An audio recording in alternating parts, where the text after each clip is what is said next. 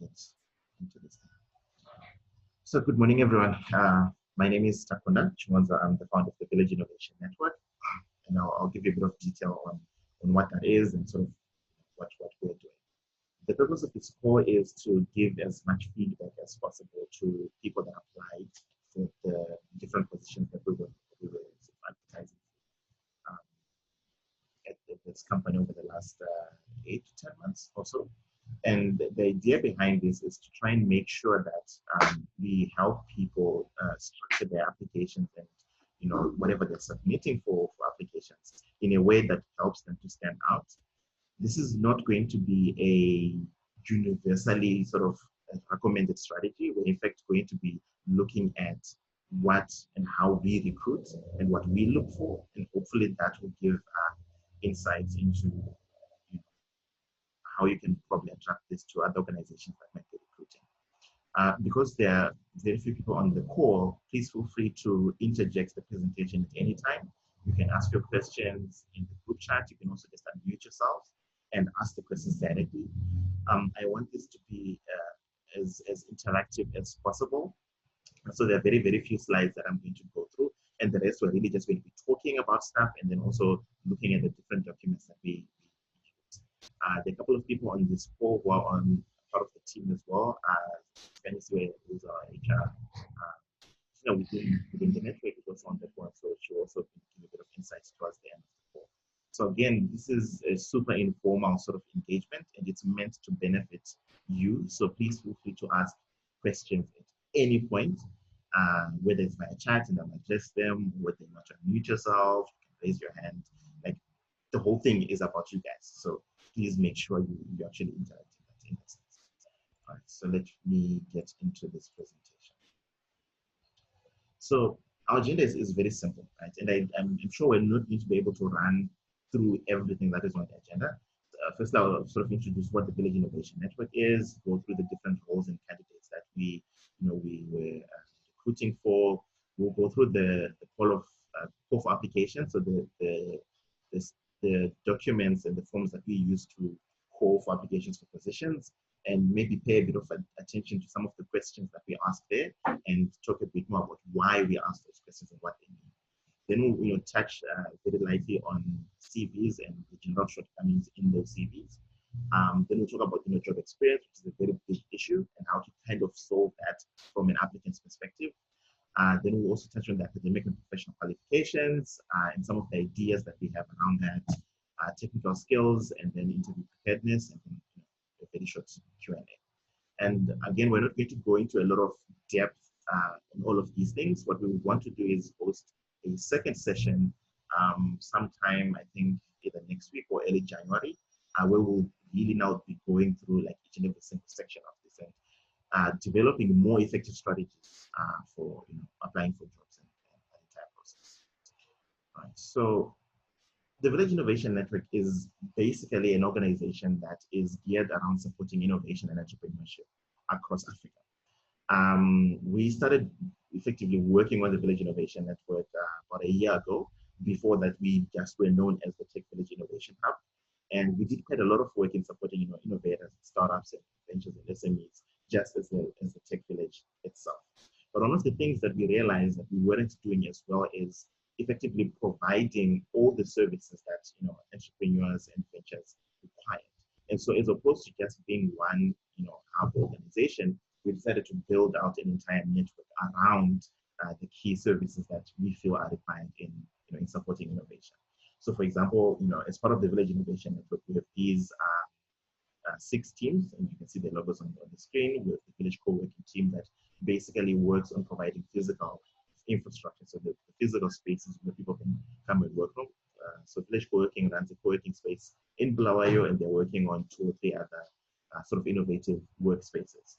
Village Consult is our research and consultancy team, so they do a lot of research, trying to find answers to the big questions that plague the work that we're doing, as well as engaging in sort of consultancy-oriented work for other organizations.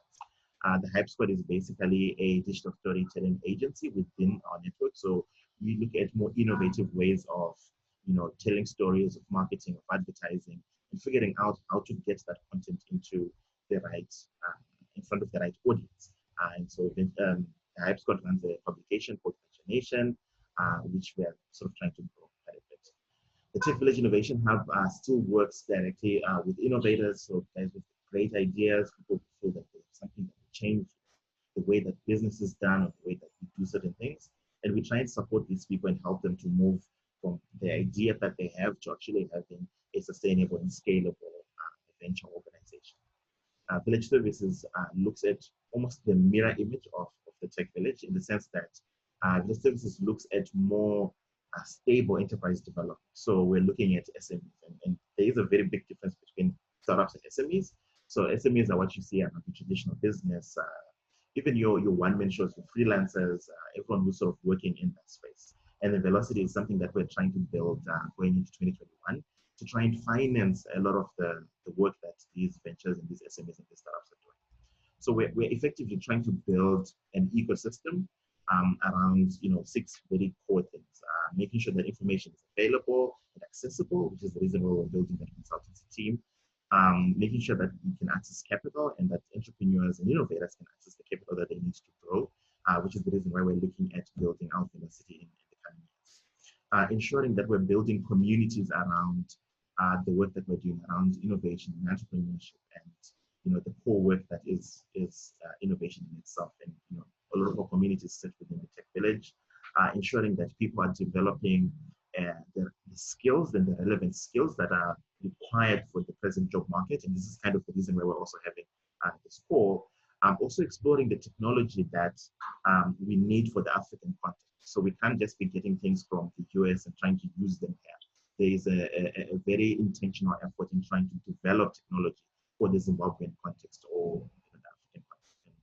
And lastly, providing the actual physical spaces where these innovative teams, these innovative startups can actually build their organizations and to hopefully scale to become more sustainable. I'm hoping you guys can still see my presentation. I'll go into just an overview of what has happened in terms of our recruitment over the last 10 to 12 months. So we've received over 500 CVs in terms of people who are applying for the 7 positions that we advertised for this year. And we went through all the CVs that we got. And it's, believe you me, it's a very laborious process of looking at each and every single CV, trying to assess it, trying to give it, a weighted sort of mark, and then taking that through an entire recruitment process. Of the 7 positions that we recruited for, most of them, I think 5 to 7 were entry-level positions. So we're looking at, people with really basic qualifications, but with the actual skills that are required. And I think at this point, I should say that in as much as we ask for CVs for, when we're recruiting for these things, I personally hate CVs. I hate them because they're a very traditional and structured way of presenting information. And I can tell you that the bulk of those CVs all kind of look the same, right? So it's person X with a degree from the National Institute of Technology or from Pane with a 2-1 or 1 or a 2-2 in terms of the degree classification. Their work experience is going to be, whatever they did on attachment, and that's also going to be the reference that's put in the CV. You're going to find 1 or 2, extracurricular activities, head of society this, or this and that club. And then your interest is basically going to be the same. It's this travel, thing, type of thing. And that's basically the bulk of the CV. And so the very first question that you should ask yourself is, like, how do you even stand out in a situation like that? And I get it, because 80% of those applications, or applicants rather, were university graduates. So that's kind of the stuff that they have. But it's important to figure out how to stand out in this entire process. One of the things that we believe in, and that's the reason why CVs are not really a big thing for us, is that people need to ensure that they are upgrading and accruing relevant skills. Right? And one of the ways that you do that is by doing additional sort of practical courses and certifications. The unfortunate thing is, in Zimbabwe, a lot of these courses and certifications are quite expensive. But when you look for these same courses online, they are basically for free. And so as a recruitment policy, we actually said internally that if anybody has an online course on their CV, they don't even need to have the certificate or the proof of it. If they have an online course on their CV, they automatically go through to the interview process. Now, out of the over 500 CVs that we went through, just about 10 had any semblance of an additional course apart from the degree or the diploma or whatever professional qualification that they had. And so this is one of those rather frustrating things. When you look at our recruitment form, and you're going to be looking at this form from our perspective, not your perspective as an applicant, but the questions are still really all the same. We ask very specific questions, and the question that I want to look at is this one. Firstly, it's not a mandatory question. Please confirm if you can see this one. Okay. Just ignore those. Just playing around with it. So the question is, what online courses have you completed or have you just started on, right? Which means we're giving people the opportunity to actually, as they are applying for this job, go online, start a course, and then come back and say, I have just started this course, right? And it's because for us, it's very important because we've realized that as we assess the people that apply for these jobs, having the degree in its theoretical sense just isn't enough. Your attachment period when you did go for attachment, whatever experience that you have had, should have shown you that what you're being taught in the classroom at university and all of that is not exactly what you find in industry. And we won't even get into the whole thing about how the degrees themselves are not up to date in terms of what is being taught there. They're not up to date with regards to what is required in industry. And so this assessment is kind of looking at that to say, is this candidate looking at ways to make sure that they have the relevant skills? And there are 2 or 3 other things that we're going to touch on that also talk about this whole skills thing. And the honest truth is, these courses are there and they're just all over the place. Say, for example, if I'm an accountant, you can go on platforms like Coursera. There we go. You can go to platforms like Coursera, on Udemy. There's so many platforms. These are called massive open online courses, and they are all there, right? Let me just click one. I just did a Google search, a very quick search, just to try and show the relative ease of finding these things. So here they are. You have courses in Excel, because that's kind of what I was looking at, and I'll kind of talk about why this is. Some of them are specializations, which become a bit more complicated. But these very basic courses, Excel skills and business essentials, for example. Opening this, you should be able to attempt the course, if I'm not mistaken, for free. There you go. Enroll for free starts December the 9th, starts today. You see what I mean? Most of these courses, what happens is what they will require you to pay for is the certificate after completing the course. And I know that part is pricey, but the certificate is only like proof that you have done the course. What we are looking for in your CV is the reference to that course. We can always verify this in the interview or verify it, whatever other engagements that is part of the recruitment process. But what is important is that it is reflected in your CV as you are applying, because this is the first sort of document that we are looking at, right? And only 10, and I'm not sure in percentage terms what that is, only 10 out of over 500 CVs had additional courses.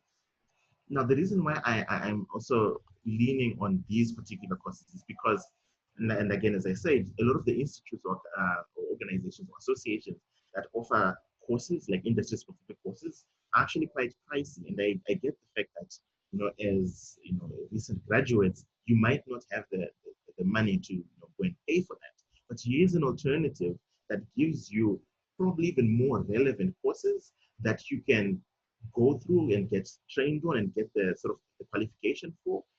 It's relatively no cost, and some actually do give you the certificate entirely for free. So this is something that I think was very frustrating for us, because as an organization that is heavily digital and online, so a lot of the stuff that we do is digital and very progressive. We're looking for these particular skills. Half the time, and I'll be very honest about this, half the time what you bring from the university in your degree or in your diploma or in whatever qualification that you have is not relevant. We're effectively going to go through an entire 3-month process of teaching you the tools, the processes, and sort of how we do things as an organization in any case. So having these more up-to-date skills um, is kind of like a no-brainer. It makes that job of onboarding a candidate way easier. So that's the first part. The second part, and again, remember, I personally said as the founder of it, I hate CVs. If any of you have gone through our interviews, if you made it to the interview stage, you'll know that we never ask for your CV or to see your certificates in the interview, right? Because all of that is paper. What we want to try and understand at that level, and I know Spencer will sort of touch on the interview process towards the very end of the call. So that's not what is important. The next question, the next few questions that we sort of have on the form, and again, you can see these questions with stars. These are mandatory questions. The questions without aren't mandatory because we get that certain people might not have these social media accounts, which is well and fine. I really don't care about Facebook or Twitter. If you have it, great. If you don't, it's fine. It's not something that we mark against or mark for. What we feel, though, is important is for you to have a LinkedIn page because this is a professional social network. This is not where you are talking about whatever social engagement. This is entirely professional. And in fact, when you look at a person's profile on LinkedIn, most of the stuff that you find in the CV is kind of also on LinkedIn, right?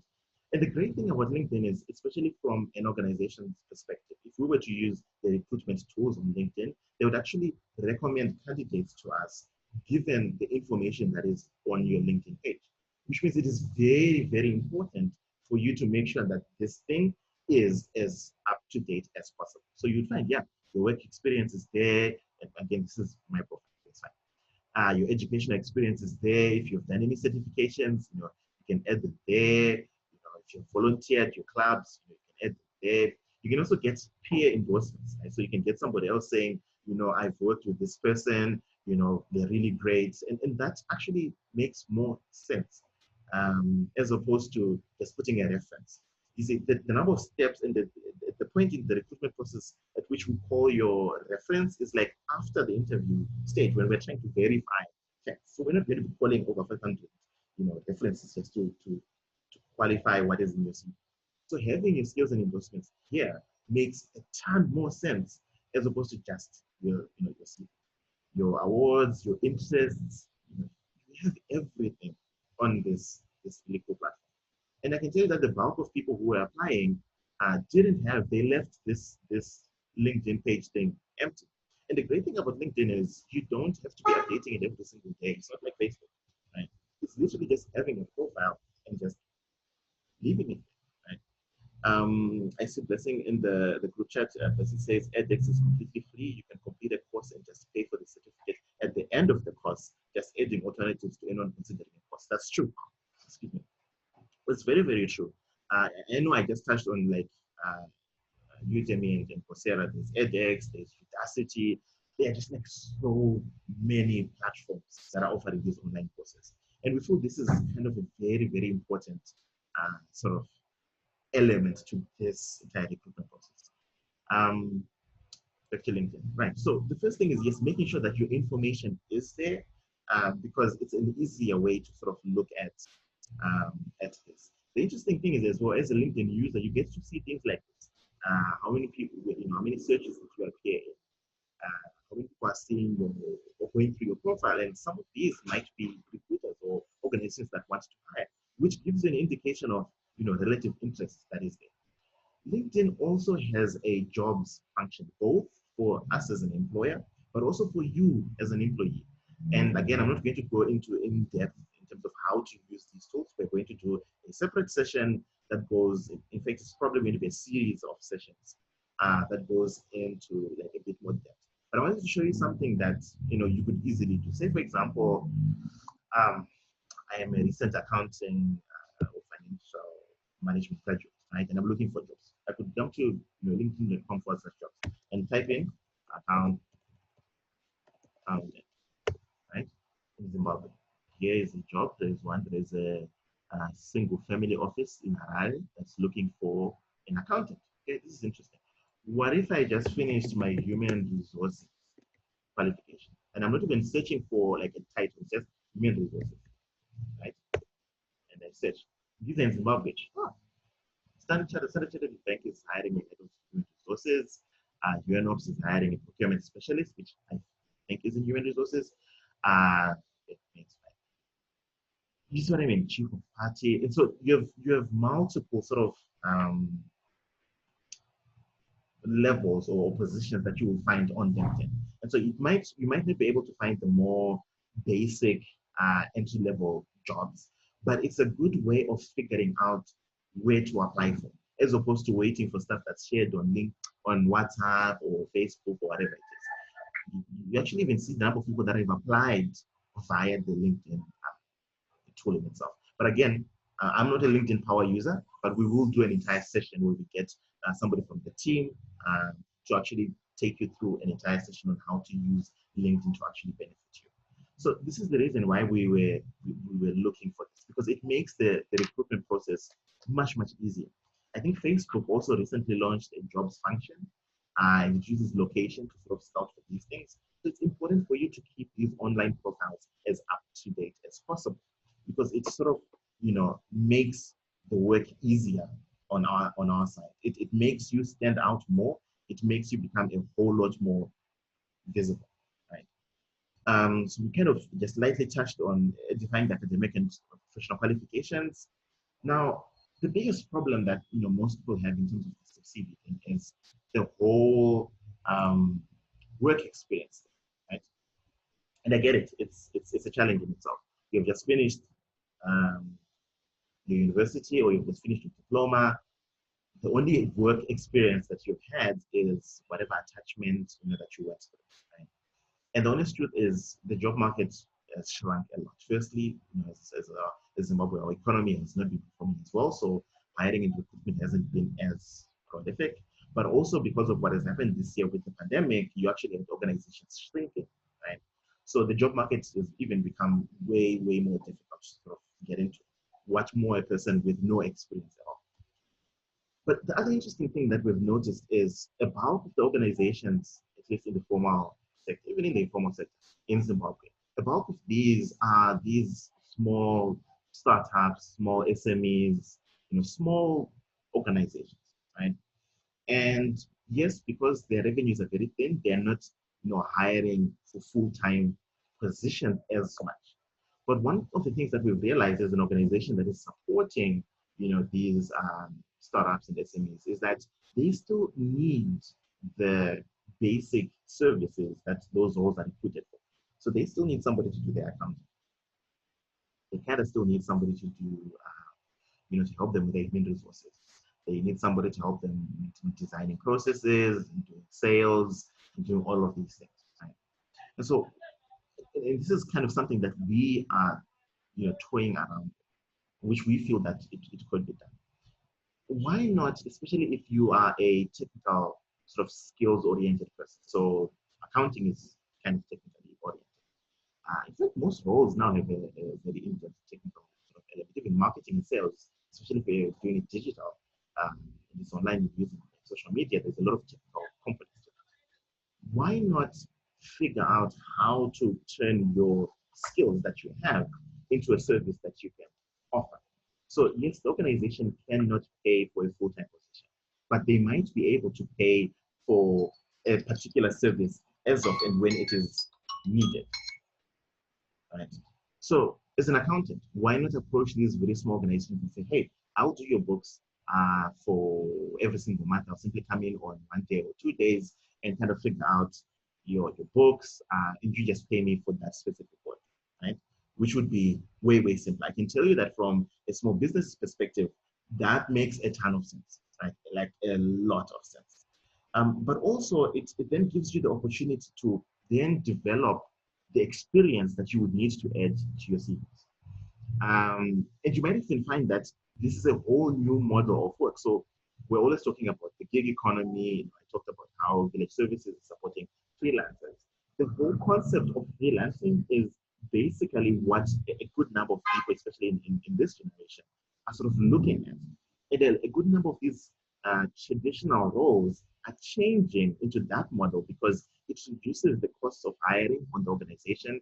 It enables the organization to have access to a more diverse pool of sort of people with different skills, but also from an employee's perspective, it enables you to sort of work more, flexibly. I know we all want the job security that a full-time position sort of provides. If you want that, go and work for the government. Zimbabwe, there are interesting things when it comes to that. But I think as a trade-off in terms of the job security, ensuring that your skill set, even as a recent college graduate, is as sharp as possible, enables you to actually probably generate more income from that work as opposed to what you would have received from a full-time position. Because we're simply paying you for the exact amount of work that is done, right?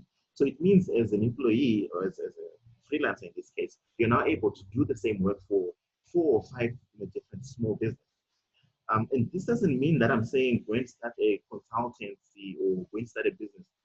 That stuff is not for everyone. And I wouldn't even encourage you as a college graduate to start a business. Right? It's very difficult. And so it's not always the answer to these things. And I know everyone is all about, entrepreneurship, yes, let's start all these things. It's not for everyone.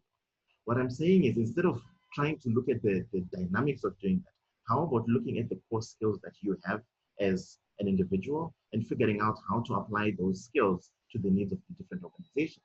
And everything else that we talked about, or that I talked about on this particular core, kind of feeds to that, right? Ensuring that your, certifications on top of your actual qualification, that you have relevant skills, that you're able to provide value. Now, because you're looking for experience, and I know there's an alternative whole conversation about free work, right? This whole paying people in exposure. I am not for it, I'm against it, but I'm saying this from your perspective as an individual. You want experience. So if these small businesses cannot offer you whatever permission for doing that work, then opt to do it for free for a specific period, right? Because you're doing it to make sure that your CV has the experience. Once you have that, then don't do it for free, right? Make sure that you're able to charge for it and actually generate revenue. Don't accept this exposure thing for a whole sort of lot of time. It has its purpose, like I'm saying in this case, if you're looking for experience to add to your CV, if you're trying to use that as a way of establishing yourself in whatever industry, that is great. But you don't want to then continuously do that because at the end of the day, you still want to generate an income. You want to build a career, so like figure out what that looks like. So I think looking at that, it might be an alternative way for you to begin to build that experience that you need, to begin to understand what the organizations and what industry actually needs in terms of skills, in terms of the work that needs to be done, and then making sure that whether you're using a CV or whether you're using, LinkedIn as a power user, that all of that work and all of that experience and all of those things are captured in a document or on a platform where the recruiter or the employer, in this case ourselves, we're able to see this. Because these are the basic things that we kind of look for in an applicant. And remember, the CV, you're not there to tell us about these many, many different things. And that's the other thing that we realized even when you get to the interview stage. People end up talking about things that they did not add to their CV, and we're fascinated by this. But then you see the flip side of that is we wonder how many candidates also have all these really great things that are just not captured or reflected in their CV on LinkedIn and things like that. The other thing that I might not have spoken about when it comes to LinkedIn is the element of having conversations, posting articles, and things like that around the work that you're doing. Because this is an organization, when we're doing this assessment, we also kind of look at that. If you are an accountant and you're talking about how the changes or the 2021 budget is going to affect this element of small business and that element, or how this particular text game does this and that, you're posting this stuff to your profile. But as a recruiter, as an organization, I'm looking at this and I'm saying, this person kind of understands the stuff that we need as an organization, right? So that becomes a bit more interesting for me because you are talking about the stuff that is relevant in your industry. And so it's something that you definitely should leverage on. I know a good number of people who've actually gotten jobs simply based on that, posting articles on LinkedIn, engaging in discourse around these issues until they're invited to a meeting. Actually, half the time they're invited to like a tea or a lunch, and then from there they're invited to a meeting, and then they're offered a job that they were not even looking for, simply because they have opted to become a, I won't even use the term expert, but they've started having conversations. And if you have as many of these conversations as possible, you kind of start looking like an expert, and eventually you become an expert, especially if you upgraded your core skills. The last part is the technical assessment issue. Now, we started introducing this because we realized that we were hiring people that on paper had the qualification, but did not know how to do the job at all, right? Most of us, we use our most recent sort of recruitment exercise, which we did, I think, about a week or two ago. We were recruiting for an entry level of accounting. Right.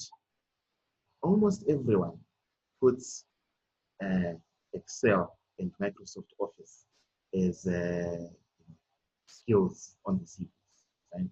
And I don't think we understand, or there is a way to qualify to what extent this is a skill. And again, this is the reason why when you look at the course that I was showing you, the Coursera courses, this is the reason why I opened Microsoft Excel courses, because it's more than just rows and columns and knowing 5 formulas, right? There's a whole lot of work. And as a person who went through the education process in Zimbabwe, in our state universities, I know that yes, there will be like a ICT course of some sort in the program, in the curriculum. But that really just touches like the bare surface of what these things. Half the time, you're actually just asked to do 1 or 2 assessments, and everybody just has the steps of how to do the things. We look at technology and tools as an end, not a means of doing something. And understanding how to use these things is important. And this is across the different roles. If you're in marketing, understand how to use Facebook for business, how to use Twitter analytics, how to actually look at those things and understand what they mean, right? How to use Buffer or Twitter, or whatever tools that you're using for scheduling posts. Understand how to use Canva if you're doing design, even if you're not a designer, communications, whatever it is. Understand how to use personality tests and whatever tests are online if you are in human resources. Understand how to modify and adapt recruitment processes. It's just so much. In accounting, understand the different accounting platforms that are there. Most of us just put Pastel or Sage or whatever it is, simply because that is what we went through during attachment. But it's important for you to go out there and look at whatever certifications are there. And for some of these very specific tools, they actually have tutorials and even courses to help people understand how to use them. And so being able to do that and to show that you have the technical ability to do the work is important. So you see, we put up a test. It's a very basic test. It's an hour-long test. It's made up of I think 4 questions, right? The first one is analyze. So analyze a couple of documents and sort of give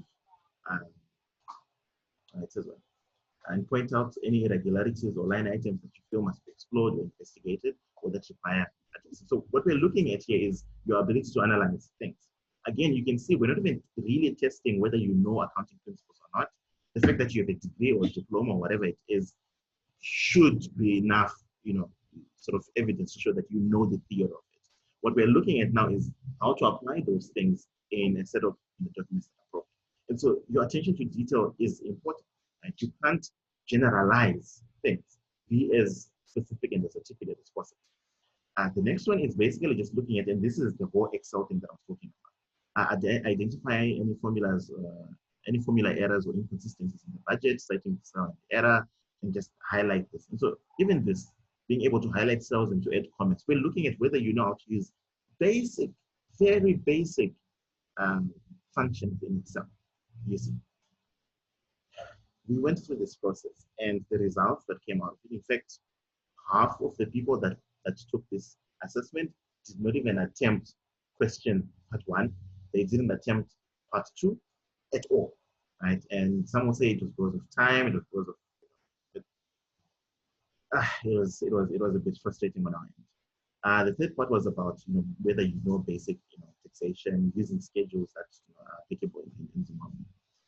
So this technical assessment is really just pointing back to the need for skills that are relevant and that are up to date. Understand what you need to be doing. I think that the other thing is you might not be someone who's coming from the university. You might already be in whatever job. Don't don't use your current experience as the benchmark. It doesn't mean that your organization is at the forefront of using cutting edge tools and resources and platforms. It doesn't mean that. And again, that's the reason why it's important to kind of ensure that you're going online to understand what the industry standard is. Right? I know a lot of organizations in Zimbabwe still use your paper-based stuff. Right? They do their HRIs files this high. Right? Accounting is a lot of printed paper and all of these things. So some of these digital things that I'm talking about might not seem as relevant. But this is kind of where we are going. If you're going to try and do freelance work for a company in South Africa or a company in another state, you're not going to be getting files sent to you via digital. Right? Everything is going to be digital. So you kind of need to have those skills to know how it's done.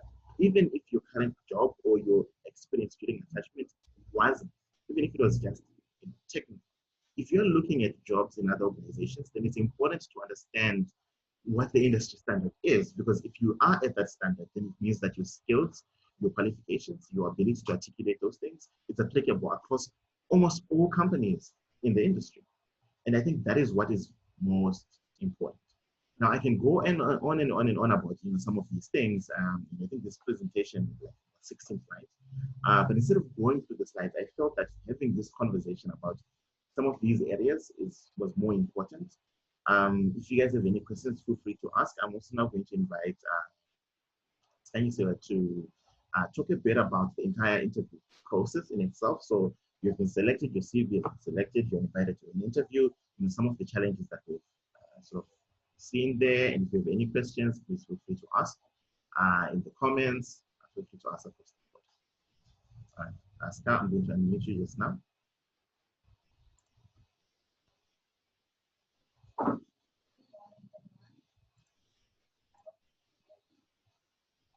Not yet, just 1 sec. You're still muted. Can you try and unmute yourself?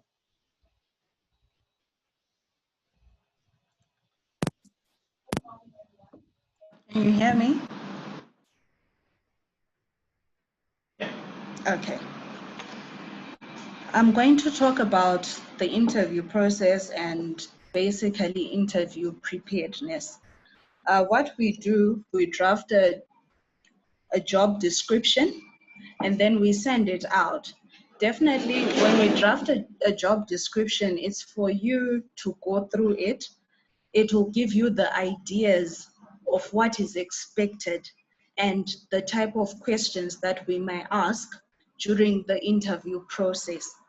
So then we have a process that we follow as to, okay, these are the types of people that we need for a particular job. For us, TechVillage, you have to have done an online course. It's a sign for us that you believe in continuous learning, which TK highlighted. That is very, very important. Right now, I'm going to talk about how to prepare for an interview.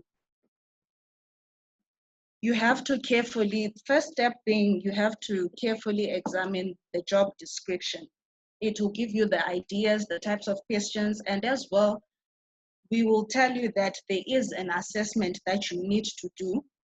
It is on your part that you can go online and study some of the assessments that have been done and as well be prepared. It's when you come into an interview, most people feel like it's crucifixion time, of which is not. It's for you to express yourself and to basically tell us the skills that you have, the expertise, and everything that we need to know about you. As well, it's very important that you research about the company. Because most candidates, when they come through, they do not have an idea about what the company does or what the company is about. We may not have all the information on the internet, but as well, it's paramount for you to actually go there even before your interview. You can ask, what is this company about? What do you do? What are your specialties and all that, so that you are prepared, so that you have an idea about the culture that is in that organization. It will also help you prepare for your dress code and how to answer questions when you come for the interview. As well, you have to have a strategy when you answer questions. The strategy being situation, task, action, and result, whereby you are basically tying your skills to your accomplishments. So when you do that, at times we don't ask you everything that we had prepared. At times you tell us when you are basically giving us a scenario or how you accomplished the task, what was the end result of that task. As well, it's good for you to relax. When you relax, you can talk easily, you can articulate what you want to say easily. And please don't be apologetic if you have a disability. We understand that. It's very, very important that you prepare for your interview. In preparation as well, you have to understand that companies have different processes that they do for interviews. So when you understand that there is a process, it's easier for you as well when you come through for the interview, that you sell yourself. You're basically saying, okay, why should they pick me? Why should I be the best candidate? Um, Use the resources as well that are available to you. For example, we give you an assessment test. There is the internet. Nobody said don't use the internet. You can also use that. So we'll talk more about interview preparedness, and feel free to ask any questions that you may have. Over to you, TK. Thank you so much for that. I think one of the things that you touched on, you were talking about, um, yeah, issues around disability and things like that. One of the things that we've emphasized even in our recruitment is to make sure that we are providing and offering equal opportunities. So there is no discrimination around whether you're a man or woman, or which part of the country you come from, or whether you are disabled or differently abled. There really is no sort of discrimination around that. And also, if you have particular challenges, for example, you're unable to get to the interview because you're out of the city, or you can't do that, it's always important to be able to communicate that with the contact person that you're engaging. So ensuring that you've communicated that ahead of time so that the organization can make alternative arrangements. I know a good number of organizations that actually will go that extra mile to ensure that you have the opportunity to interview for the role. But then if you don't communicate it, then we will not know. No one will know. So that just becomes a frustrating thing. Okay. Are there any particular questions? I think what we're going to do is we're probably going to turn this into a series of sort of sessions or workshops going into maybe next week and going into 2021. That way it will be a bit more in depth. We really don't want to touch on things like how to prepare CV. These are basic things. There's so many tools online that can help you prepare the CV. But it's more these are the nuances of experience, of alternative forms of employment, looking at what freelancing is and how it works, and whether or not it would work for you and the skills that you have. Right? So again, if you have any questions, please feel free to post them in the chat. I have one question. If you don't want to post the question to everyone on the chat, you can post it specifically to me, or in this case, I think it will be Village Innovation Network. So please do so. I have one question here. This person asked whether it is advisable. So okay, so you've been successful. Whether it's advisable to give a response to the salary offer within the interview. Um, well, if you have thought about it, sure, but I would recommend that you simply say, no, look, once they send you an offer, that you then respond to that offer. But I mean, this then becomes a whole issue around negotiation and negotiating skills, and that can be something that you touch on. But what I will say, and this applies in general to all interview questions, if you are not prepared for those specific questions, just be honest about it and ask for time. As an employer or as a recruiter, it's something that we can actually find valuable because you are able to deal with, unforeseen things that you did not prepare for. That being said, you can't say, we ask you a question about experience and then say, I did not prepare for this question. That doesn't apply. I'm talking about these very specific questions that come with salary, terms of work, etc., etc. So that's the main thing. That's what I would say. Just be honest. If you need time to consider or to think about things, feel free to do so. Somebody else is asking about whether freelancing actually works in Zimbabwe. I'm assuming you have looked at freelancing as a global sort of phenomenon. So there are platforms like Fiverr, Upwork, and things like that give gigs to freelancers. I think freelancing works. We're seeing them in Zimbabwe, and they're usually called consultants, so a tax consultant or a recruitment consultant. In fact, there are even small businesses that have come up that are doing specifically that. So I think we do have a form of freelancing locally. It might not be as structured and as formalized as freelancing that you see everywhere else, or freelancing that you see in like web development or design, but it is there. And I think at the end of the day, it's really about you putting together a very small proposal. These are the services that I can offer your business, and this is my price point, and sort of just figuring out whether or not they will say yes or no. I mean, the worst that they can do is just say no, right? And to that point, one of the things that we want to do going into 2021 is set up something called the Small Business Clinic. We were calling it the Startup Clinic for a very long time, but we will be sort of calling that the Small Business Clinic, where we're going to be signing on freelance people like yourselves, should you become that, so that you're able to provide your services to some of the SMEs, startups, and teams that we work with. So that will enable you to get more gigs in a more structured way through our sort of operation. So if that is of interest to you, it's something that you should definitely sort of be on the lookout for and sort of get in touch with us. We will email this to everyone once it's live and we're doing it, but we feel that the opportunity is there, especially if you understand the technical implications of your space, right? I know this has become a very big thing in marketing. A lot of marketers are now sort of freelance marketers, and they're getting quite a good amount of business just by being able to do that. There's a whole conversation that we can have for freelancers specifically in terms of how that works. Are there any other questions?